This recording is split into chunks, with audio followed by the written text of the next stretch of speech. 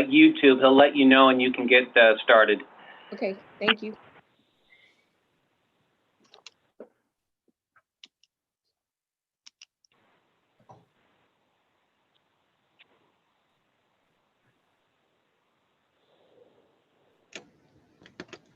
Mr. Robeck, I like your hat, even though I'm a Red Sox fan. I think we're live now, Kim. Oh, thank you. Apologies. All right, with that, perfect timing. All right, with that, at 9:31 a.m., we're going to call the meeting to order of the Special Districts Advisory Committee for LAFCO, Friday, September 18th. I would ask that everyone put their attention on Mr. Sims' background with the American flag, and please rise and join me in the Pledge of Allegiance. Thank you. Ready? Begin. I pledge allegiance to the flag of the United States of America and to the republic for which it stands, one nation, under God, indivisible, with liberty and justice for all. Thank you. And thank you, Mr. Sims, for putting that up for us. Could I ask that the roll be called, please? Warner, Present. Sorry. Billy Nygaard is absent. Gary Arant, Here. Jack Beebe, Here. James Gordon, Here. Fred Cox, Present. Bill Hayner, Here. Tom Kennedy, Here. Cheryl Landrum, Here. Al Lau, Here. Hector Martinez, Here. Mike Sims, Here. Mark Robeck, Yes. Here. Augie Scalzitti, Here. Joel Scalzitti, I'm here. Bob Thomas. Here. There is a quorum. Thank you. Erica, did we have any public comments received for item number 3? I have not received any, no. Okay, thank you very much. All right, with that, we're on to item number 4, the Executive Officer Report. Thank you, Chair, and good morning, committee members. Keen Simons, LAFCO Executive Officer. And as you can see on the agenda itself, this is really a morning for some discussion. We're going to give you some updates on policy work that we've been reporting back here and there to the committee. Also, we do want to give an update to the committee on a couple of pertinent reorganization proposals that you are familiar with. And then last but not least, towards the very end, I do want our staff to give an update on some of the municipal service reviews that we're working on. And again, this is all about discussion, making sure you're informed of what LAFCO staff is up to. And then as the committee feels fit, giving us feedback on not only what we're up to now, but if there are things that you want to get on our radar. This is certainly the venue to do that. Last but not least, Chair, if you'll indulge me, I just want to introduce LAFCO staff. I know some of the committee members are relatively new, and I know we have one new staff member I want to make sure we introduce to the group. Our Chief Policy Analyst, Robert Berry, is on the call, as well as our Analyst 2, Linda Heckenkamp. A new addition to the analyst stable is Priscilla Allen. This is her first Special Districts Advisory Committee meeting, and we're very pleased with being able to recruit Priscilla over, and she's already off to a wonderful start. New is our GIS and IT analyst, Erica Blum, our administrative assistant. Ruth Arliano is clerking today's meeting. She's our executive assistant, and then our commission clerk itself, Tammy Lockett. I think I covered all of our 7 staff members. There's one other staff consultant that we have. I don't see him on the phone, but many of you are familiar with Ed Sprague. Ed is a former commissioner, is also Kim's boss, but separately is a fire expert and is now helping LAFCO staff on all things related to fire contract services. So, committee, that is the LAFCO staff, and thank you for your indulgence. Thank you, Chair. Yeah, welcome, Priscilla. We look forward to working with you. Keen, did you want to talk about the election this fall, or are we going to save that for the end under committee member? Well, actually, no, thank you for bringing that up. So many of you, at least 8 of you, are familiar with the fact that last year terms were up and you were all elected and or appointed to the committee to new 4-year terms. The other 8 of you are now subject to that very same process. So after today's meeting, Tammy is going to head up and issue a call of nominations to all of our independent special districts for these 8 opening seats. We certainly encourage everyone to reapply for appointment. On our website, I think we have the specific terms and the persons whose terms are up, but we'll also send that in an email later today. So if you are affected by an expiring term, you will know it before the end of today, and we'll go from there. Thank you for that. Anything else? Any questions on the executive officer report by anyone? I'll be looking at the raise hand feature. Just FYI, if you click on participants, it comes up on your right hand side. If you click in the lower right hand, raise your hand, I'll call on you that way. If I miss it, please speak up. Any questions? I don't see any raised hands. All right, with that, thank you, Keen. We will move on to consent calendar. You have 2 items on consent. I would consider a motion. So moved. Kennedy moved. Approval of consent. I'll second. And who is the second? I'm sorry. Cheryl. Oh, Cheryl, thank you. Okay, any discussion? All right, seeing none, all those in favor of approving consent, say aye. Aye. Any opposed? Any abstain? Okay, thank you. All right, with that, we are on to our business item 6. And we have item 6A, which is progress report on the adopted fiscal year 2020-21 work plan for discussion. And I'll put that back to our executive officer. Thank you, Chair. So I will take this item, and in fact, I'll be somewhat brief because a couple of the highlighted work plan projects this year we're going to talk about in a little more detail further along in the agenda. But the work plan itself has 26, let me make sure I have this right, I think 26 projects. Yeah, 26 projects. They're detailed as attachment 1 to the staff report itself, as certainly our veteran members of the committee are now used to. The commission goes about setting a work plan based on, among other things, your feedback at the end of the prior fiscal year.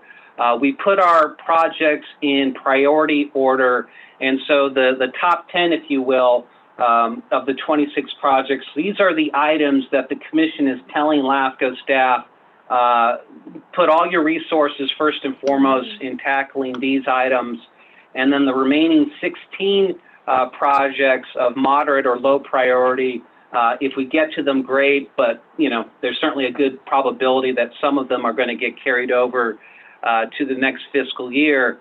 As I mentioned, some of these top 10 projects we're going to go into some detail in a little bit, but just for the benefit of rounding out the discussion, we have a number of service reviews still ongoing at LAFCO, and to be blunt, that's going to be really the focus of LAFCO for the near future, and in particular as we kind of re-evaluate and rethink how we do these studies going forward.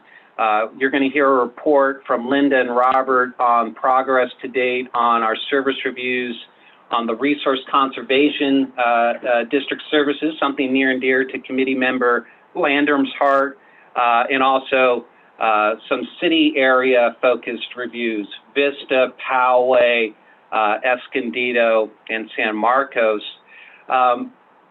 We, of course, already completed one, and it should say complete on the actual agenda report, but Priscilla's presence denotes that we did complete at least one of our 26 projects already for the year, and that was the recruitment and placement of an analyst.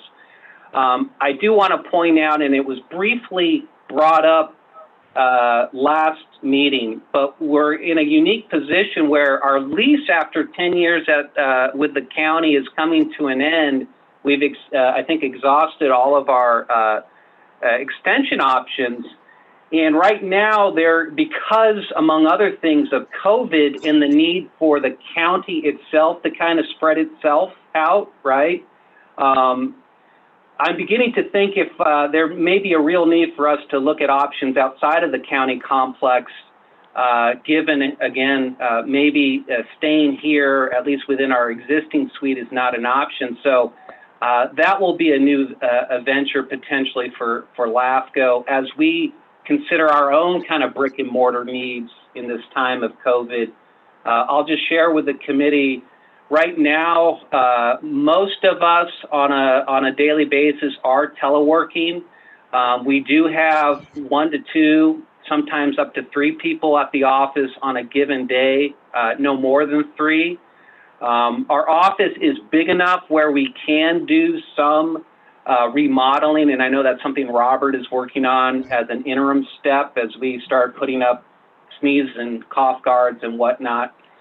But only 2 of us have offices, so the other 7 employees and consultants that come in, we've got to figure out a good spacing protocol should we be staying here, and that will certainly inform our options or what options we pursue if we leave the county complex. So I'll leave it at that. Certainly be happy to talk or answer any questions you may have with, again, the qualifier that we're going to get into a little more detail on some policy updates and MSRs a little down on the agenda. So back to you, Chair.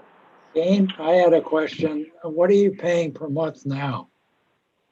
Right now, I know we pay $80,000 a year, and I know, Bill, you're much better at math. So whatever 80,000 divided by 12 would be the core rent plus probably another $15,000 in the support services that go into it, IT, some of the utilities, and it's about, and Robert can correct me, I think we have about 2,500 square feet.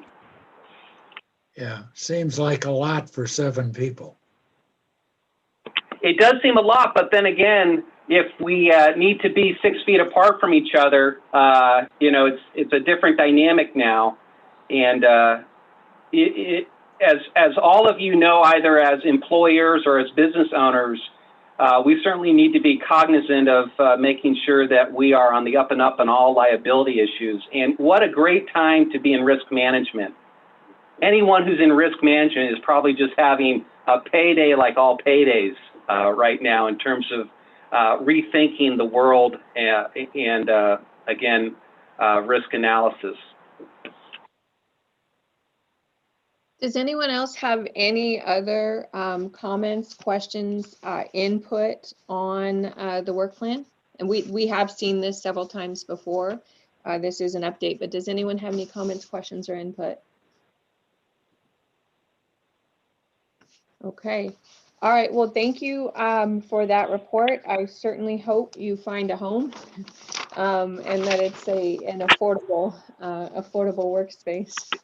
And if any of you are subleasing, let me know. I do have it upstairs. We just, as you can tell, I haven't even put stuff on my wall. We just built a new building and we left the upstairs empty. So I can get you a great deal in Fallbrook. So it certainly would make our life easier given the amount of work you're producing for us, Jack. You know, I that can might, save, I can save on postage, so I'm all in. there you go. That might be it. The agencies that create the most work have to house the LAFCO staff for the time period. All right. I don't see any other raised hands. Last call for any comments and questions on this item. Okay, with that, we are now moving on to the proposed policy update, the Ag and Open Space Lands Preservation Policy, which many committee members actually helped participate in, went to the LAFCO Commission for public release, and now it's back here just for discussion. So Keen, I'd pass this back to you as well. Yeah, and so as you said, Chair, you committee members have seen this most recently on March 13th. And it is now in just about final form, and this is really the last opportunity for the committee to weigh in on it as it sees fit before the commission takes this up on October 5th. As we've discussed, this is a project that has been on LAFCO's table for a couple of years now. Admittedly, LAFCO staff stumbled a little bit out of the gate on this initially. We've worked closely with some key stakeholders, Farm Bureau, Sierra Club, Wildlife Coalition. I know Robert recently talked to the building industry, and then of course, your own subcommittee on this, Chair Thorner, Jack, Tom, and Cheryl all helped us get what I certainly believe is a very good policy update before you. It takes a policy that has essentially been untouched since the 1970s and addresses, LAFCO's core responsibility to be in the business of promoting and facilitating urban growth, but in a way that protects agricultural and open space resources. And it brings it into the 21st century. And I believe it also brings us into the 21st century here in San Diego County. And I can certainly offer up my own perspective, having worked in a few other counties in California. Ag in this county is markedly different than ag in other counties. And the best example of that is the fact that in other counties that I've worked in California, when we think ag, we think roots in the ground. Here, not so much. Ag really can be a transportable commodity given the nursery and other industries. And so this, among other things, is the local flavor of this policy that begins with making a clear distinction based on your earlier feedback, committee, that ag and open space really needs to be treated differently in the policy. We've bifurcated the policy with your feedback in mind. We've updated, and this is particularly important to our environmental friends at the Sierra Club and Wildlife Coalition, that when we talk about open space, we make a big, important distinction between manufactured and upkept open space, parks, golf courses, everything that under certain land use policies can be considered open space versus natural habitat. And of course, natural habitat meriting more of our attention than manufactured open space, if you will.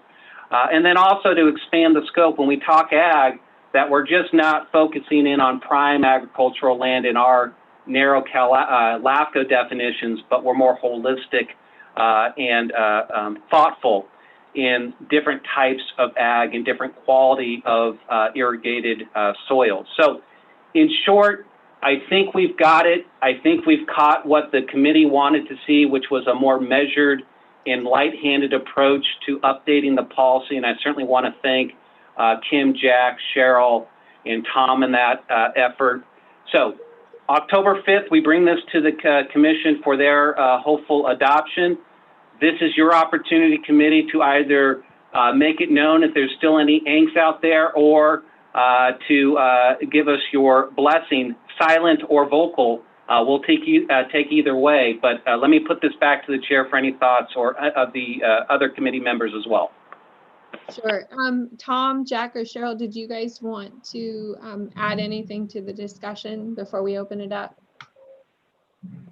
This is Jack. I just say we put a lot of time into this. I appreciate, staff taking the time to make sure we addressed all the comments. I know Farm Bureaus, was involved. And so I think what we came up with, which is rare, is something that, sort of all parties on this, including some of the environmental groups, all sort of think is a good, solid policy. So I think we put a lot of time into it, and what we put together is a pretty good, solid approach.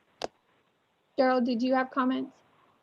Well, I came very late to the game on the working on this, but I agree with Jack. I think it's very well done. I think you guys did a great job. And we spoke with our team with the SALT grant yesterday, and we shouldn't hear, well, we probably won't hear whether or not we got that grant till November or December, but they had talked to the Department of Conservation last week, and they felt very, very strongly that we would get funded. And this just supports this new policy, exactly the purpose of what we're trying to accomplish with that SALT grant. So I'm just really excited about it. Thank you. Tom, did you want to add anything? No, I'm fine. It worked out well. Okay, perfect. That's All rare, right. isn't it? What's that? I don't have anything to say. I know, it's a rarity. So I also was on the committee, and my appreciation to staff who took the input of many diverse interests and came up with something that was fair and balanced in my mind, and still allowed the discretion to the commission, still protecting ag, encouraging the use of ag. So I do agree with you, Keen. I think it reflects real world times. So with that, I'm going to open it up for anyone. This is pretty much, the first time this came back in March, there was some unrest. And so we created the subcommittee, a lot of outreach. And this has been released for public comment. And it goes back to the commission here in October. So this is the last opportunity for any comments from the advisory committee before it heads back. Does anyone have any comments? Yeah, I've got a question. Bill Okay. Hayner. Hi, Bill. Two questions. One is, what percentage of the land in San Diego County is open space and what percentage is ag? And the second question is, what's the biggest issue you had to face? I'll tackle the first, the second question first. Maybe Cheryl Landrum or others on the committee would have a better idea of the quantifying of open space and ag uses or ag lands countywide. But the biggest challenge, Bill, is this conflict that comes up in LAFCO world, where LAFCO staff reads our statutes and it says, thou shalt not convert ag and open space lands for urban uses unless you absolutely have to, versus our other section of law that says promote orderly growth and development because that's vital to the social and economic well-being of the state. Here in San Diego, as we have realized, there is a lot of land that once you dig deep enough does qualify under our definitions for ag, and in fact, prime agricultural land. So trying to find that sweet spot where we're not heavy-handed, and I think I referenced this in the beginning. Our first effort 2 years ago clearly was heavy-handed because we had everyone possible upset with us, starting with Gary Arand and others on this committee and on the commission. I was updating my resume. I just didn't feel good about any of this. I think getting the help of this committee, getting the Farm Bureau to help us on this process has got us to the sweet spot. Cheryl or maybe Kim or Tom or others, Gary, any thought about the quantification of how much ag land is actually in San Diego County? Productive ag land, maybe? I don't have a number on it, but in the previous definition, it was prime ag land, and under the state law and how that's designated by the state is a very small amount. A Rainbow in our service area has quite a bit of ag land, but a very small amount of prime ag land. And I think that was one of the challenges when the scope of this was broadened from just the narrowly defined prime ag land into any ag land. That's where, created some of the heartburn. The resolution of that was a kind of a sunset clause that allows, once land is out of agricultural production, it can be then no longer could be considered ag land if it's non-prime ag land or within some ag land, that type of thing.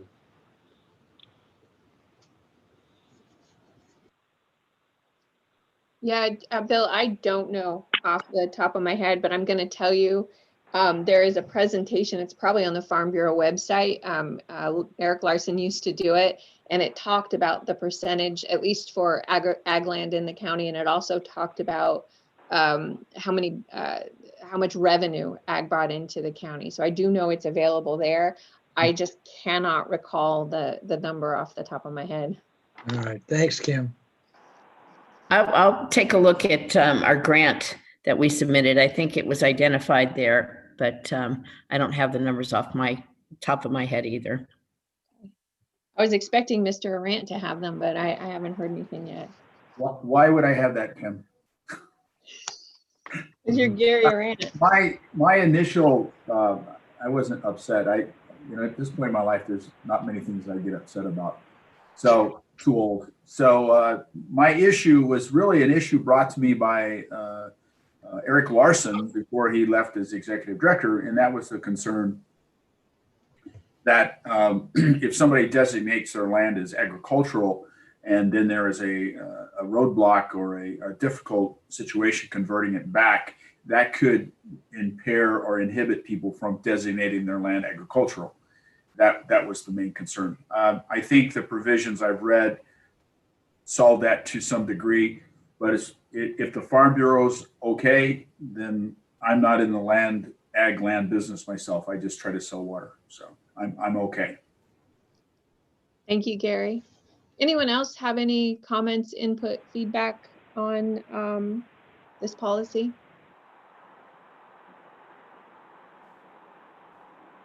Okay. Seeing none, thank you to the committee for your hard work. Thank you to LAFCO staff for your hard work. And hopefully we get to see this approved on October 5th for the benefit of all. Thank you, Chair. All right, with that, we are on to item 6D. Update on the dual reorganization proposals filed by Fallbrook Public Utility District, Rainbow Municipal Water District for concurrent detachment from the San Diego County Water Authority and annexation to Eastern Municipal Water District for wholesale water service. I will, you have the report in the packet. I'll go ahead and do a brief start because I'm your representative on the ad hoc committee that has been hearing this thus far. I would say that considering the very divergent views that exist on these proposals, I do think that the process thus far has been very fair, very open, very transparent.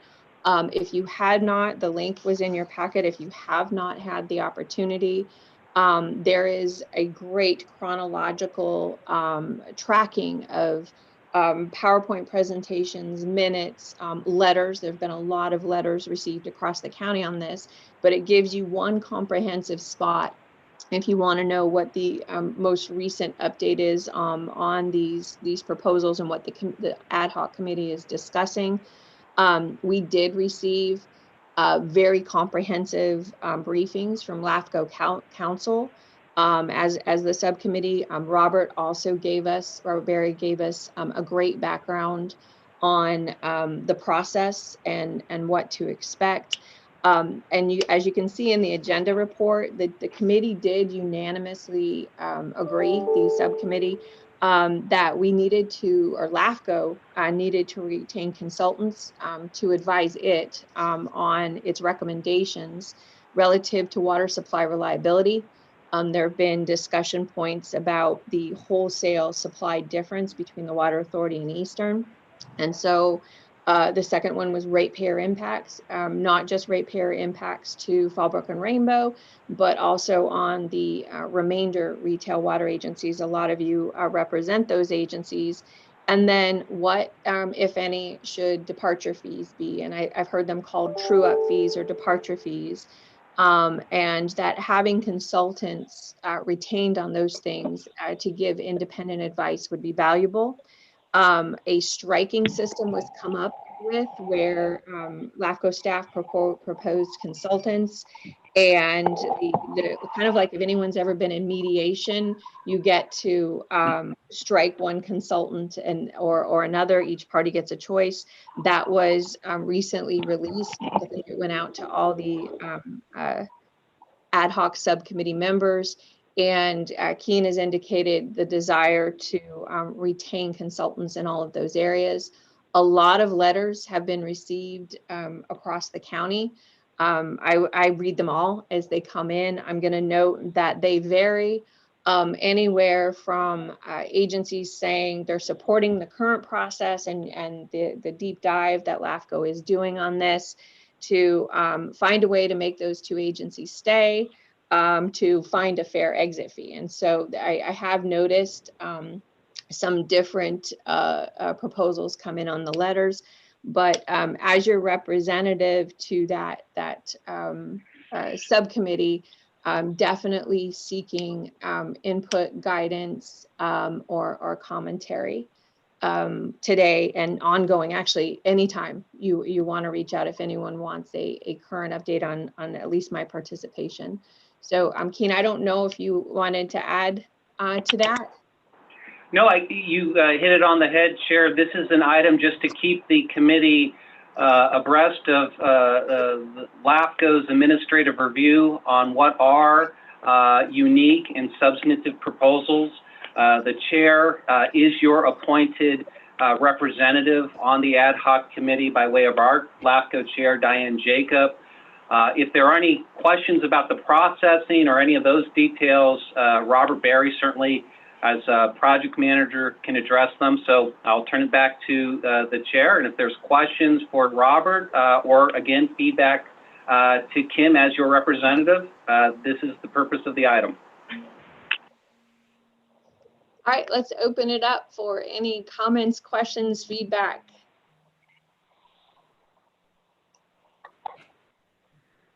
Are we none?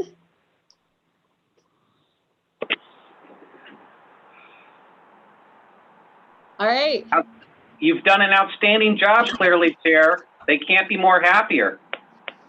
I'm reading their overwhelming silence by saying so. All right. All right, last call. Any comments, questions? All right. I'll then at the next meeting, we'll give you another update as to the progress. All right. With that, we are now moving on to item 6E, which is an update on the reorganization proposal filed by the County of San Diego to form the San Diego County Fire Protection District. There is not an item in your packet on this. This is a verbal report for discussion only. Yes, and I'll ask Robert, our Chief Policy Analyst, Robert Berry, to give the committee an update as we approach our October 5th meeting. Hi, good morning, committee members. Well, this proposal is scheduled for the October hearing.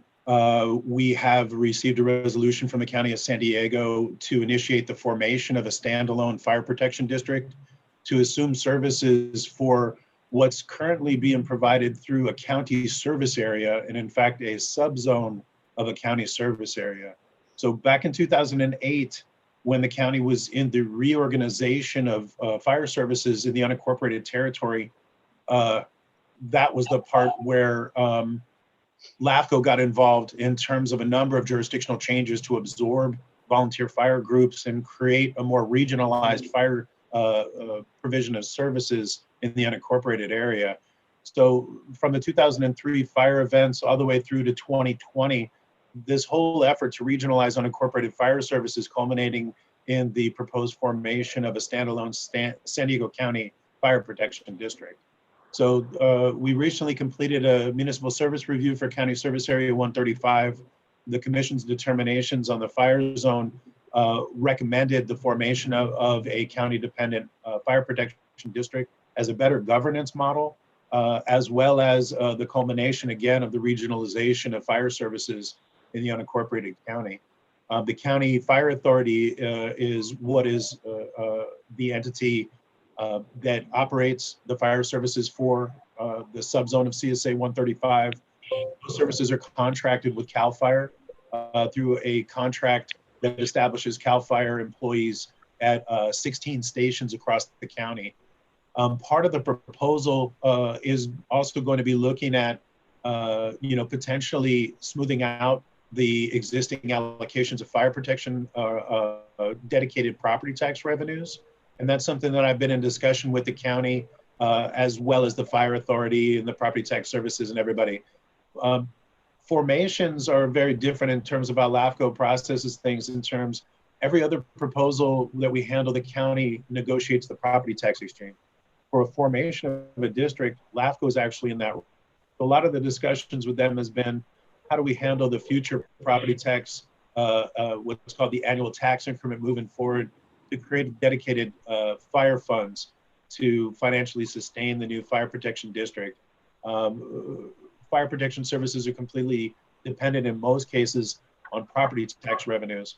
So the proposed fire protection district would assume the current property taxes going to the fire authority through CSA 135, as well as some significant transfers of general funds from the county to supplement the operating budget, which is approximately 52 million moving forward. So we're coming forward with a recommendation to approve. The proposal is exempt under CEQA because we're basically just changing the delineation of who is providing the services in a particular geographic area where that area is not changing. And we would be going to protest provisions following the recordation, prior to the recordation, because the territory is considered inhabited, meaning it has more than 12 registered voters. So over the 1.6 million acres of the fire protection districts proposed for formation, there's approximately 24,000 registered voters. So we will be holding a protest hearing. We're not anticipating significant protest. If for some chance the registered voters or landowners within the area provide written protest, it would trigger an election. 50% or more within the area provide protest, it would terminate the proceedings. That's a very high bar considering the amount of registered voters. So we're not anticipating any substantial protest. We do anticipate some good discussions, I think, on the nature of fire services moving forward in the unincorporated area and the relationship of the new FPD with the surrounding fire districts. And I from my own perspective, haven't had a front seat since 2003 on this whole process. We have covered quite a bit of ground, and the baseline moving forward is a completely reorganized approach to fire protection services in the unincorporated area. So the question moving forward falls then into our sphere of influence type of planning, which is based on a 10 to 15 year time horizon. So where do we go from here? And I think that discussion is going to be the base point of the formation and what we can expect with fire services now that there is or will be a standalone FPD dedicated to those services in the unincorporated area. So that's where we are at the moment.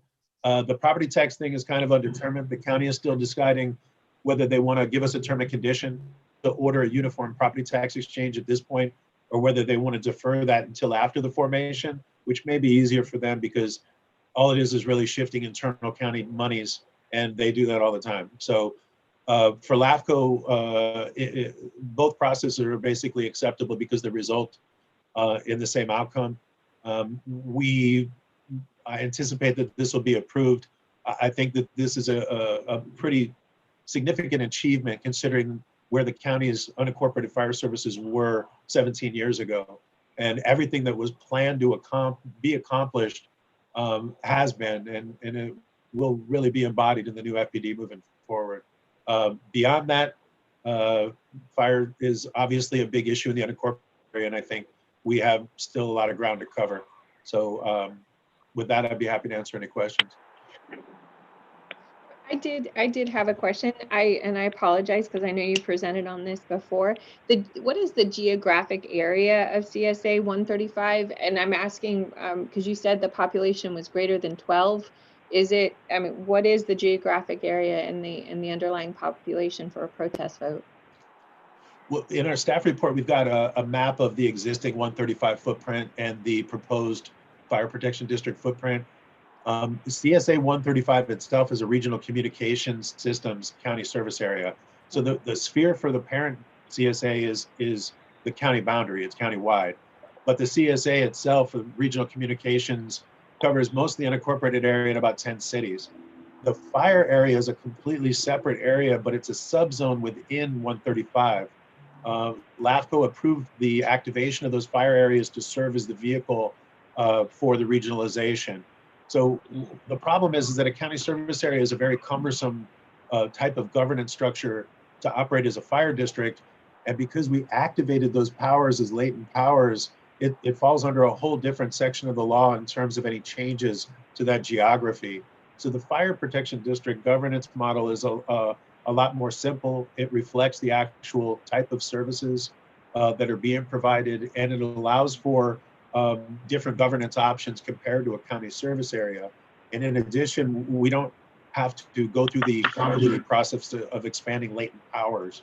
So that was really one of the bigger issues for the need for the fire protection district, and also to separate it completely from the really unrelated communication system that's operated through the sheriff's department.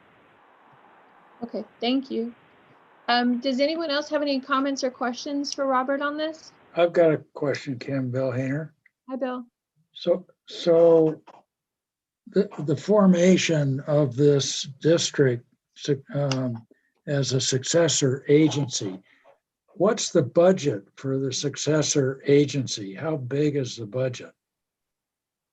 The county's required to give us a plan for services to support the request for the formation of a new district.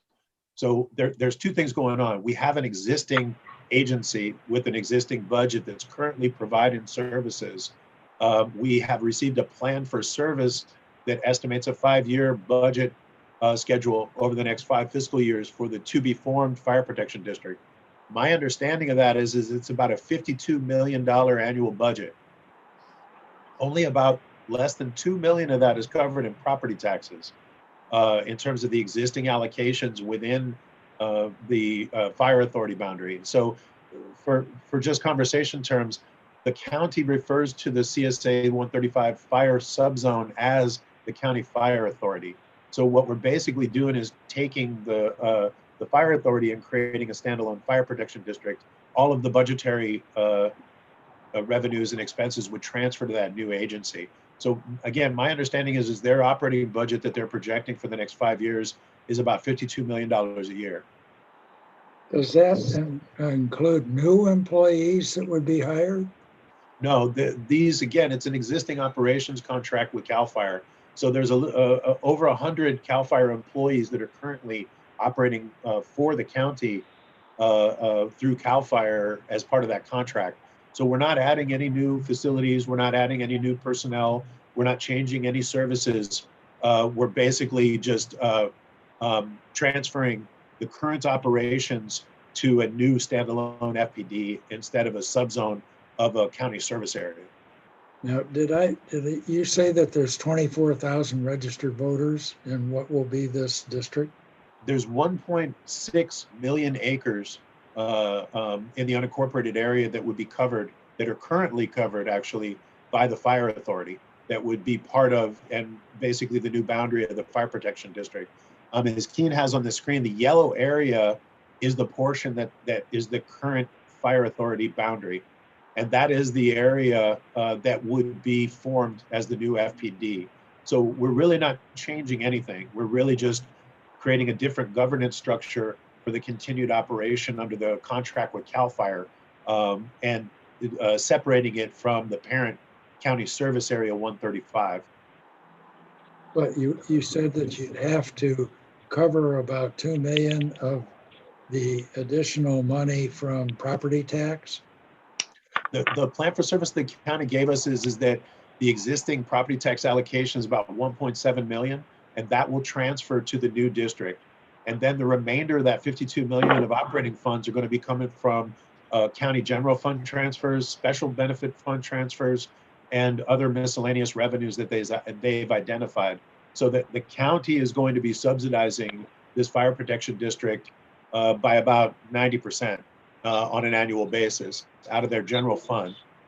And that is the plan for services that we've received so that this agency would be sustainable.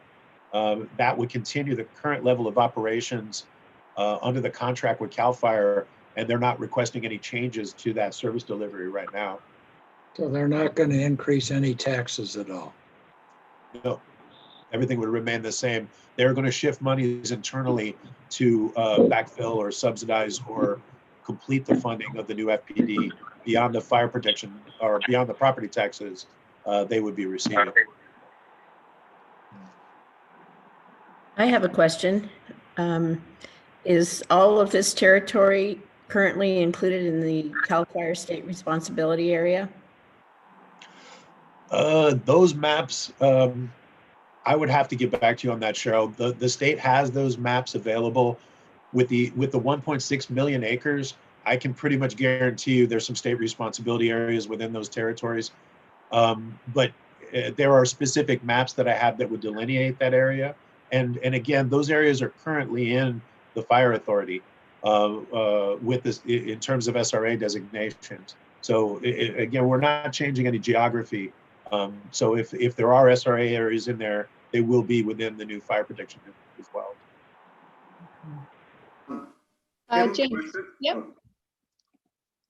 Can you, Robert, can you give me a little bit more understanding? Is LAFCO getting involved in the determination or the process for which the new additional general obligation or just general revenue funds will be distributed to this new district, to this new independent district? And so is LAFCO involved in that? Were there any detachment fees that had to be paid? And were there any of these areas that are now being incorporated into the new county fire district? Did they have individual taxes like a Deer Springs where we have fire suppression, additional fire suppression fees, and standby assessments?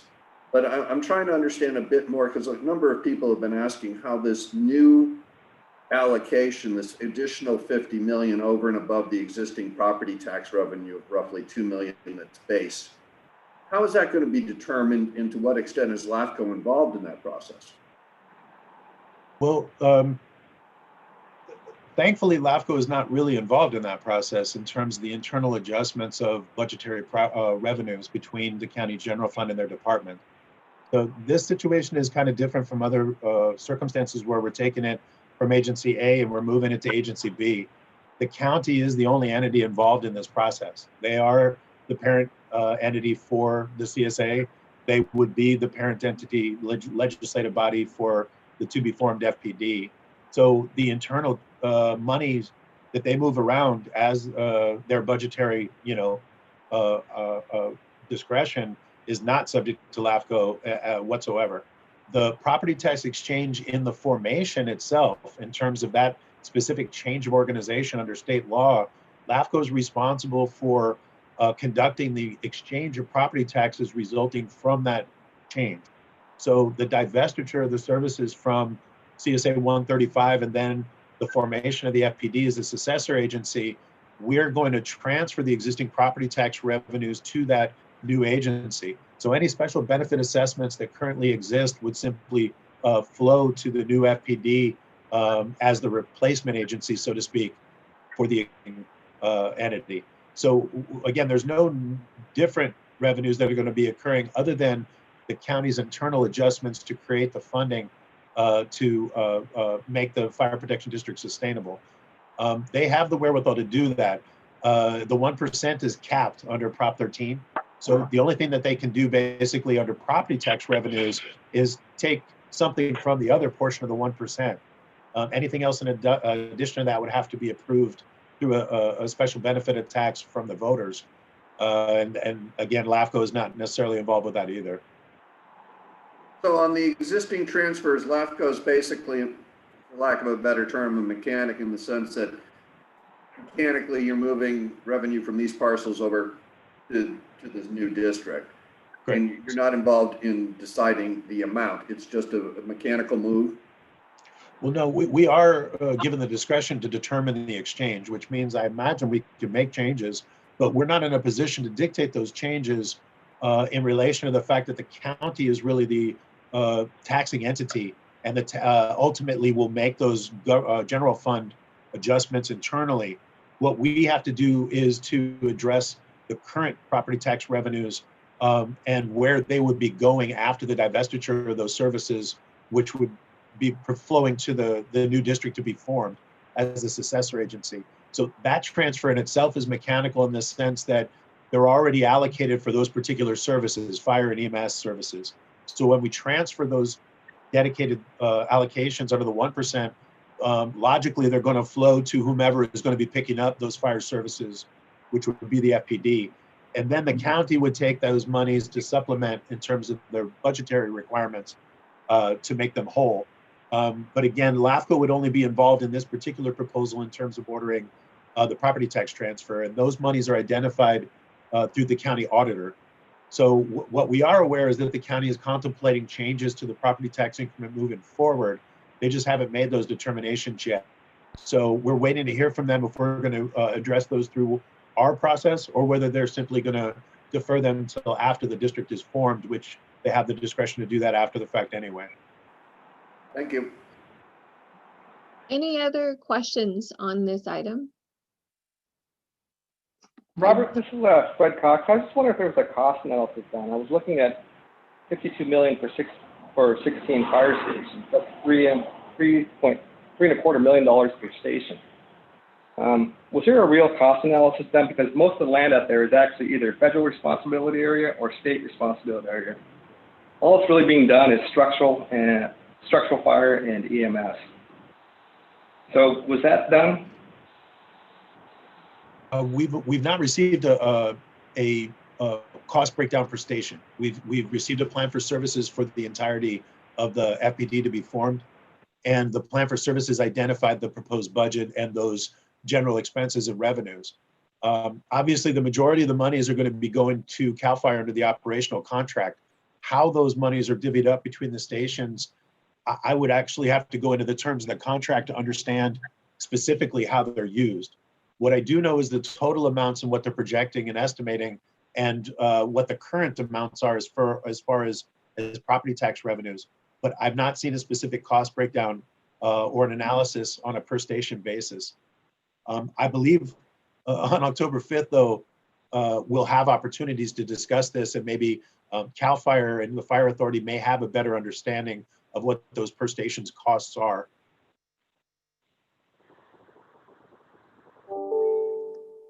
Okay, any other questions for Robert on this item? I'm not seeing any raised hands. You can raise them physically as well. Madam Chair? Yes. I think we may have skipped item C. Yes, we will be going back. All right, so we'll close out item 6E. If you've been hearing my phone ding, we are obviously live streaming, and I've been getting requests from the county, across the county, saying you skipped item 6C. So with that, we will go back to policy update preview, item 6C, rule number 4, and establishing district functions and classes, and ask the briefing from our executive officer. Thank you, Chair Thorner. I'm going to tee this up and hand it over to Robert in a second, but for those of you who were dutiful and attended our last meeting on March 13th, right in the midst of the beginning of the pandemic beginnings, if you will, we had a discussion about Rule 4 and about our interest, and certainly responding quite a bit to the committee's earlier review of the matter on a separate issue. But nevertheless, we gave a brief presentation at the March meeting about what Rule 4 is to LAFCO and how it could be perhaps improved or at least clarified, okay? And so I'm going to ask Robert to revisit the baseline of what Rule 4 is, why it is certainly important to all of you as special district members, and spoiler alert, certainly those in the business of wastewater and or reclaimed water, and then go from there in terms of just starting a dialogue that I imagine is going to involve a couple of more reports back to this committee during the fiscal year. But with that being said, Robert, if you could just kind of offer up a bird's eye view of what Rule 4 is, what it was intended to do when it was established, and what we're trying to do with it now. Thanks, Keen. Rule 4, well, there's a LAFCO in each county. Every LAFCO is required to adopt local policies and procedures to implement the Cortese-Knox-Hertzberg Act. So under the San Diego LAFCO's rules, rule number 4 identifies the services and functions that districts are authorized to provide in a general sense. What it does is allow us to identify the specific types of services different districts are providing, and to identify and differentiate between the currently provided authorized services and the services that are available to the particular district under their principal act of formation as latent powers, services that are available to them but not actively being served. So the law has changed over the last 25 years in terms of how active powers and latent powers are addressed through LAFCO. Basically, there was a major overhaul of the LAFCO law in 2000 that went into effect in 2001. Part of that required LAFCO to survey all of the special districts in each of the counties to identify what services were being actively provided and identify the other services as latent powers. So about 5 to 7 years after that, divestiture of latent powers and activation of latent powers became a change of organization under the law, the same as an annexation or detachment. So that means that, for example, if a municipal water district wants to come to us to provide fire services, they would need to request that that power be activated to them because it's available to them under the municipal water district service law. And so every district has those different powers that are available. Some are very limited, like irrigation districts, and some of them are very broad, like community services districts, public utilities districts, or municipal water districts. Those can provide almost all urban types of municipal services. So as in the beginning 2000s, we surveyed all the special districts. We did a survey back in '94 as well that identified what services were being provided and where. We then established a list of what were the authorized services being provided by each of the agencies, and then differentiated the non-provided services as latent powers. All that being said, rule number 4 was not been really updated in relation to the changes in the nature of how activated powers and latent powers are handled.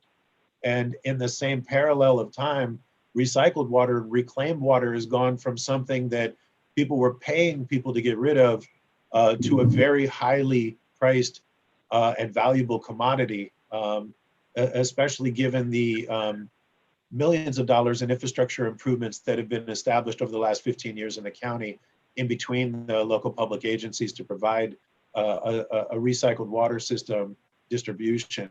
So given the nature of the evolving powers and the need to update Rule 4 to better reflect latent powers, active powers, and those processes, we've been talking about updating Rule 4 for those reasons.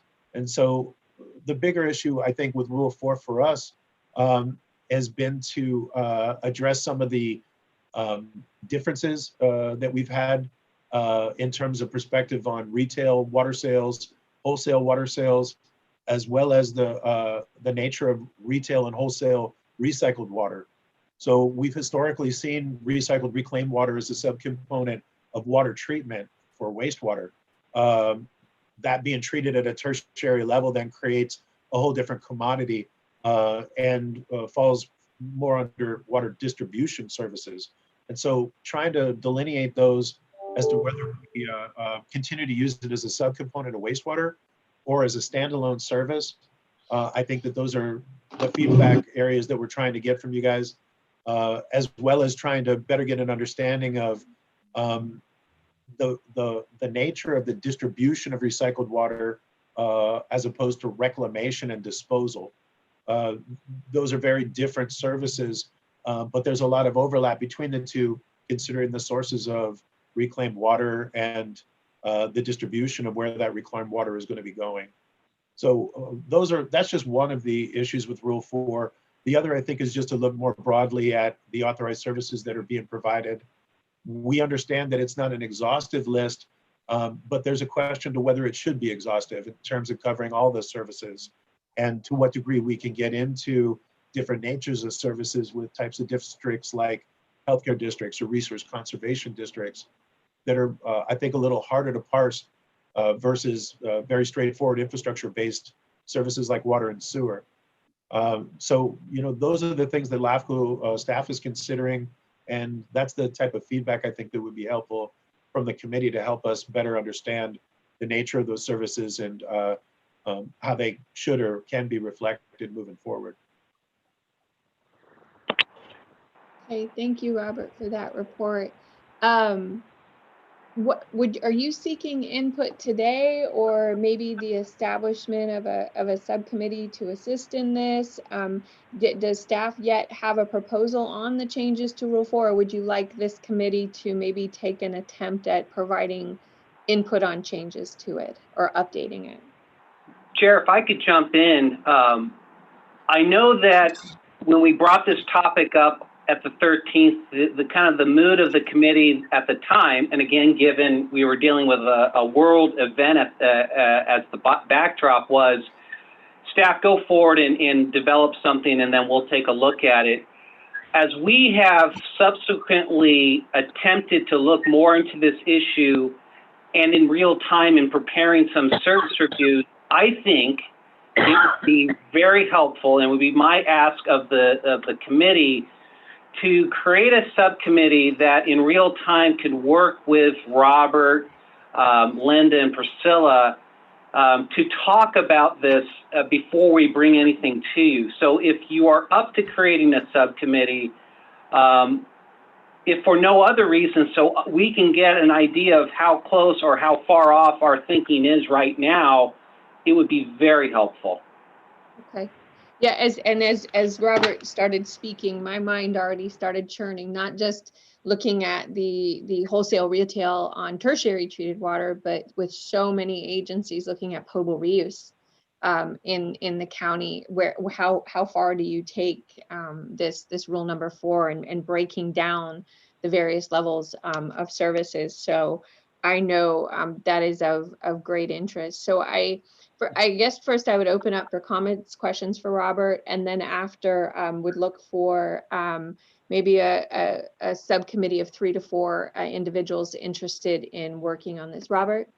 Well, I wanted to just clarify, and it's a complicated discussion, I think, because of the various services and how they're used. But what I wanted to offer to the committee is how we use this, because basically each of the districts is authorized to provide their current services. Unless a district comes to us specifically with a resolution asking for activation of any of the other services available to them, we're just simply going to continue to note what active services are being provided.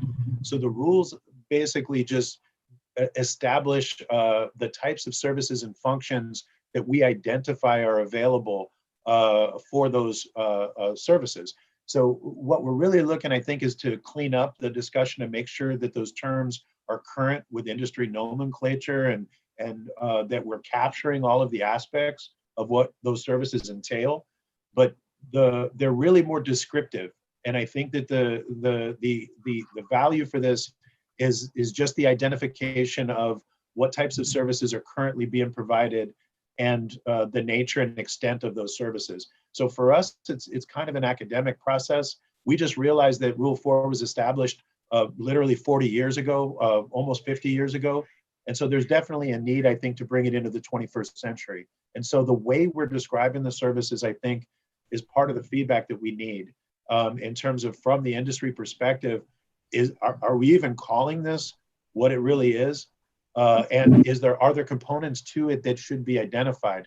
But again, the reclamation service or recycled water service in itself is an authorized service to a certain extent is what it is. When we're going to, unless it's differentiated in its class between retail and wholesale, and those I think are the specific nuances that we'll need feedback on as far as the parameters of how we differentiate those two.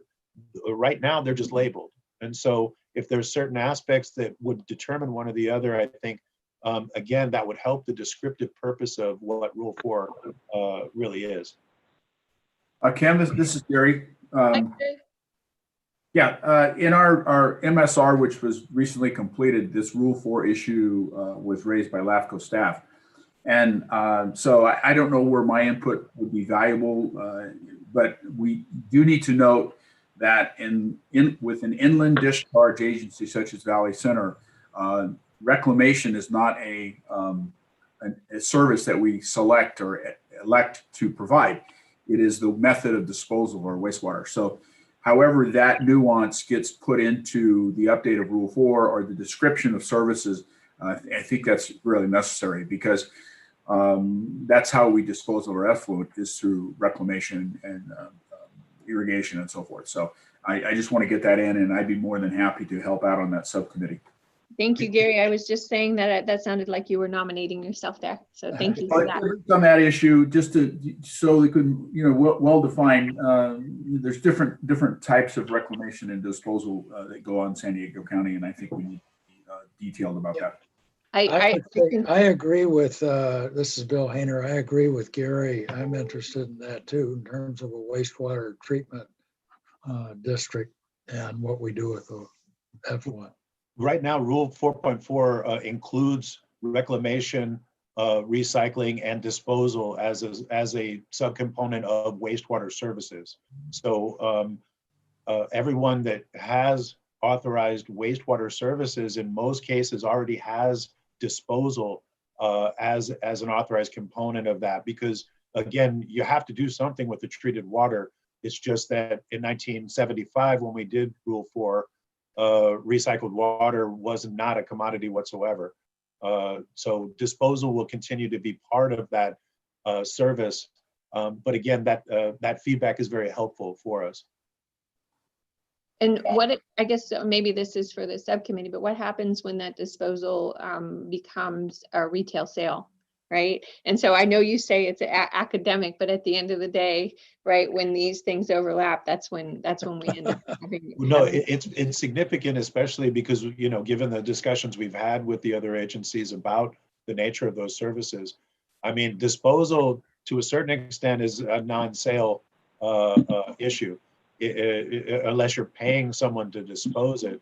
Selling it, I think, is a very different verb than disposal, but that's the part of the Rule 4 differences, I think, that we need to establish. Yep. And I also just want to advise Water Reuse California just spent the last year dedicating a lot of time and effort to coming up with a document for water reuse nomenclature and putting everyone on the same page versus, some of us call it tertiary, some call it reclaimed, recycled, potable reuse, IPR. So there are actually established nomenclature. Maybe we can help bring those in to the discussion by experts, at least on that one subset of Rule 4. Does anyone else have any more comments and questions? Tom, you're muted, Tom. Oh, I am, but I being considerate of others, and my hand was up virtually. But oh, I see it now. Yeah, okay. I think all these are excellent comments. If LAFCO could, for whoever's on the committee, and if you need help, I'd be happy to serve. I think that we also need to focus on the principal acts of each of the different types of districts. I remember we talked about Leucadia Water District, which used to be a county water district, which is different than a municipal water district, and there's different elements of the principal acts. So if LAFCO staff could maybe put a little matrix together, or at least give us copies of, or whoever the committee is, to take a look at that the principal act starts with.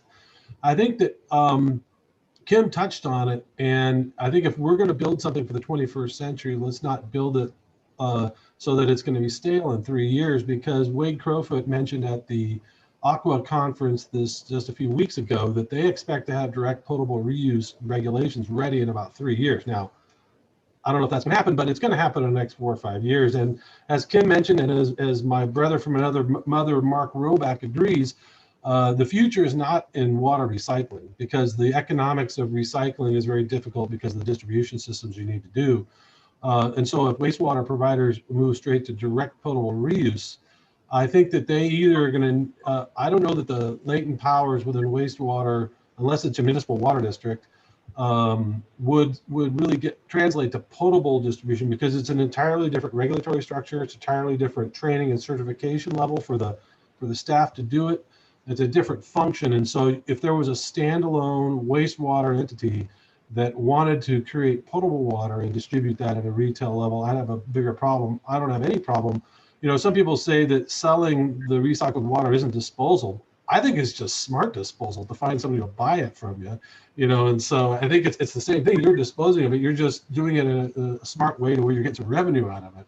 There's plenty of people who sell waste products. I used to work in the meat packing industries in LA, and Farmer John made more money on the lard than they did on the meat. So let me tell you. So those are my comments on it, but I think looking at the principal acts is going to be an important part of this. Thank you, Tom. I don't see any other hands virtually raised. Do I have any other physical hands waving? Okay, so with that, I am seeing a subcommittee comprised of Gary Arant, Bill Hayner, Tom Kennedy, and myself. Anyone else have a desire? Al? You're muted, Al. Yeah, Kim, I'm interested too. Okay. All right, Al, you are on the committee. Thank you, Chair. Okay, I think we are done with item 6C. My apologies for taking that out of order. And Robert will Chair, if I could just ask one question, because I know this was of an interest to a number of people outside the committee. Erica, did we get any emails as we went along on this topic, or any requests to speak from the outside world? I have not received any, no. Okay, very good. Thank you, Chair. Okay, thank you. We'll look forward to hearing from LAFCO staff when you would like to have the committee start meeting and working. And obviously the people who have volunteered are very interested and knowledgeable on the topic. With that, we are now on to our last business item, which is 6F, updates on active MSR reviews. Thank you, Chair. I'm going to ask Linda and then Robert to just quickly go over their current MSR workload, and quickly being key, because I do want to leave some time for the committee members to go around with their announcements. Linda, starting with you. Good morning, committee members. Just a quick update. Still working on the RCD MSR. I have provided an administrative draft to the districts, minus one section that's coming their way very soon. And I've started getting some of their feedback already. And I am beginning the Carlsbad Oceanside MSR, sending out the notices of intent to conduct the MSR for that region. And I have some introductory meetings set up with those districts and cities. And that's all for me. Thank you, Linda. Roberto. MSRs. Well, right now we are doing North County is really the focus of the current work plan. And right now we've got MSRs in process for the Vista region, including the City of Vista, Buena Sanitation District, Vista FPD, and Vista Irrigation District. The San Marcos region, which is City of San Marcos Fire, Vallecillos Water District, and the Fallbrook region, which is Rainbow, Fallbrook PUD, North County Fire, and San Luis Rey MWD, as well as CSA 81, the county parks. So each of these is going independently. We're covering all of the agencies doing water, sewer, fire, and predominantly in the cities. We have distributed questionnaires. They're at different stages in terms of their priorities, with Fallbrook kind of rising to the top given the current proposals, as well as the Fallbrook PUD's proposal to activate its latent powers for park and rec services. So right now we're compiling data for those districts to sync it up moving forward into the spring. and hopefully be able to bring an MSR and a sphere review about the same time that we'll be looking to complete the reorganizations that are proposed with the Water Authority and with the Park and Rec CSA in Fallbrook. That's my brief update. I can answer questions on any of those in particular if you have any. Any questions on either report? Okay. Thank you both for those updates and for the work on those MSRs. All right, so with that, we are now on to item number 7, committee member announcements. This is your opportunity if anyone has anything they'd like to talk about for the good of the order. Anyone, why don't we go with, maybe, I'm gonna just go down the list. Tom, I can, by participants, do you have anything? Not particular. We keep LAFCO busy enough up here in Rainbow, but I just want to welcome Priscilla to the team. I look forward to working with you. I'm sure Keem will give you a very controversial topic to cover right at the gate. Thank you so much. Locating office space. All right, thank you, Tom. Next on the list, I see Gary Rant. Gary, you have anything? Everything's wonderful in Valley Center. Thank you. Thank you, Gary. Fred Cox.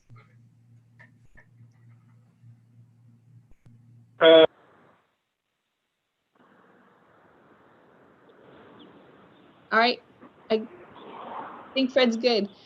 Maybe he dropped. Yeah, I'm good. Sorry about that. Yeah, no, I'm good. Sorry about that. All right, moving on to Bill Hayner. Nothing new in Whispering Palms. Okay, and I'm now recognizing that this list is alphabetical, just to give you a heads up. Hector Martinez. Nothing to report in the South Bay. Okay, and now the list is jumping on me now that I said it's alphabetical. All right, James Gordon. We're also good up here in Valley Center. Thank you. Okay, thank you. Al Lau. We're good here in Solana Beach and Ranch Santa Fe. Hey, Al, I have that picture. That is Hodges spilling not soon after it was constructed, correct? That's right. Yep. Haven't seen that in a while, which is a good thing. Well, yeah, I kept it over from Throwback Thursday, so that's from yesterday. Okay. Okay, Bill Hayner. No, nothing in Whispering Palms. Okay, Mr. Beebe, Jack Beebe. Nothing new up here in Fallbrook. I'm noticing a North County trend. Mr. Scalzetti. Which mister? Oh, yeah. Which one? Joel. Hey, we've been on legislative recess at Helix, but we did have a new ribbon cutting for a new dock we put in, like Jennings, which is exciting. The old dock was just falling apart. So we got a new floating concrete dock, which will last for many years. And that's exciting for our people in East County. And other than that, the AWP JPA board has selected a team and contractor to do some design build with that project, and it's moving forward. And that's all I have. Okay, fantastic. Mr. Augie Scalzetti. Okay, I ditto everything that Joel said. We're working on the advanced water treatment, and Joel's on that committee, so he announced he did report on that. Other than that, everything is working pretty smoothly. It's an election year, so everybody's real careful. Okay, fantastic. Thank you, Augie. Cheryl Landrum? Nothing to report. Thank you. All is good. Good luck on that grant application. Yeah, thank you. All right, so now that I call it in order, it starts moving. Mr. Martinez.